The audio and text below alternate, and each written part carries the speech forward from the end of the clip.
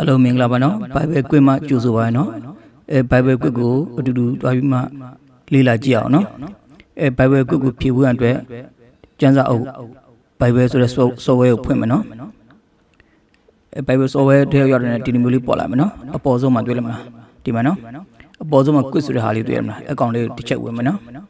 ဝင်ပြီးရတဲ့ဒီလိုမျိုးလေးကြာလာမယ်နော်ဖြေကြည့်မယ်နော်အကြောင်းမူကားထိုခဏချင်းတွင်အဘယ်သူပြောရမည်ကိုတန်ရှင်သောဝိညာဉ်တော်သည်အကြံပေးမိဟုမိန့်တော်မူ၏ဖြေကြည့်မယ်နော်၄ခုပေးထားတယ်သူက၄ခုရွေခိုင်းတယ်နော်အဲ့၄ခုတွေကအဖြေမှန်တစ်ခုပဲဖြစ်ပါတယ်နော်ဟေ့ပြဲနော်ဟေ့ပြဲမှန်သွားပြီနော်မှန်လို့ရှိရင်ဒီလိုမျိုးအစိမ့်လေးပြရနော်အစိမ့်လေးပြပြီဆိုရင်နောက်ထပ် level တစ်ခုတက်မယ်နော်โอเคဖြည့်ကြည့်မယ်နော်